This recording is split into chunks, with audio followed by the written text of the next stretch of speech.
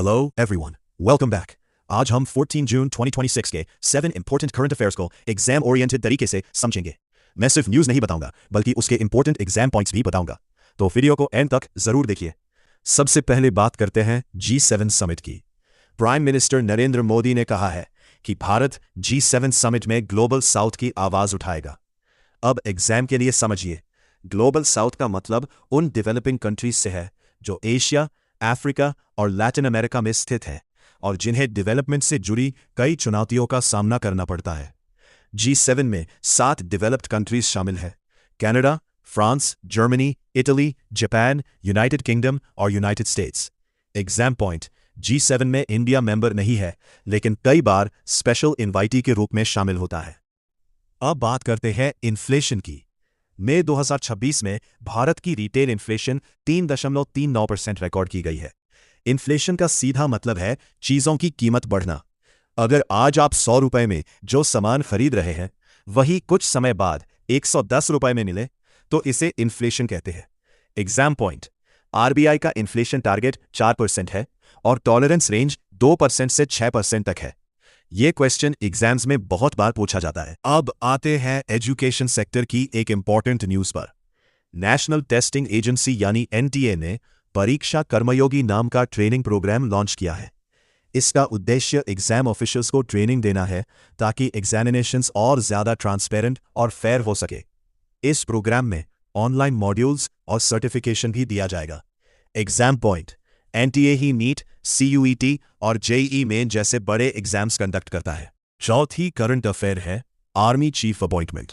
Chief of army staff Indian army का सबसे senior officer होता है।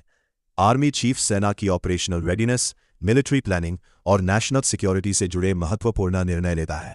गवर्नमेंट एग्जाम्स में आर्मी चीफ, नेवी चीफ और एयर चीफ के नाम अक्सर पूछे जाते हैं। एग्जाम पॉइंट: लेफ्टिनेंट धीराज सेठ को भारत का अगला chief of army staff appoint किया गया है। अब इकोनॉमी की एक पॉजिटिव न्यूज। इंडिया के स्टार्टअप इकोसिस्टम ने लगभग 25 लाख जॉब्स क्रिएट की है। स्टार्टअप इंडिया इनिशिएटिव के बाद देश में नए बिजनेसेस और इनोवेशन को काफी बढ़ावा मिला है। Fintech, artificial intelligence, health take और ई-कॉमर्स सेक्टर्स ने इसमें बड़ा योगदान दिया है। Exam point: startup India initiative की शुरुआत 2016 में हुई थी। अब बात करते हैं ब्रिक्स की। ब्रिक्स में 5 देश शामिल हैं: ब्राजील, रशिया, इंडिया, चाइना और साउथ अफ्रीका। भारत की चेयरमैनशिप में ब्रिक्स एग्रीकल्चर मिनिस्टर्स मीटिंग आयोजित की गई। मीटिंग में फूड सिक्योरिटी, सस्टेनेबल एग्रीकल्चर और एग्रीकल्चरल टेक्नोलॉजी पर चर्चा हुई। मीटिंग के अंत में इंदौर डिक्लेरेशन जारी की गई।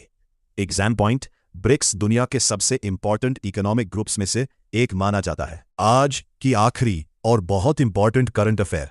उत्तर प्रदेश का जयप्रकाश नारायण बर्ड सेंचुरी भारत का 100 रामसार साइट बना है। रामसार साइट्स ऐसे वेटलैंड्स होते हैं जिन्हें इंटरनेशनल इंपॉर्टेंस के लिए रिकॉग्नाइज किया जाता है। ये वेटलैंड्स बायोडाइवर्सिटी को प्रोटेक्ट करते हैं और एनवायरनमेंट के लिए बहुत महत्वपूर्ण होते हैं। Exam point: Ramsar convention wetlands के कंजर्वेशन से संबंधित है। तो दोस्तों, आज हमने 7 इंपॉर्टेंट करंट अफेयर्स कवर किए।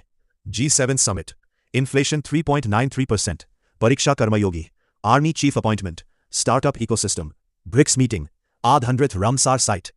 अगर वीडियो हेल्पफुल लगा हो तो लाइक जरूर करिए, चैनल को सब्सक्राइब करिए और डेली करंट अफेयर्स के लिए जुड़े रहिए। मिलते हैं अगले वीडियो में। जय हिंद।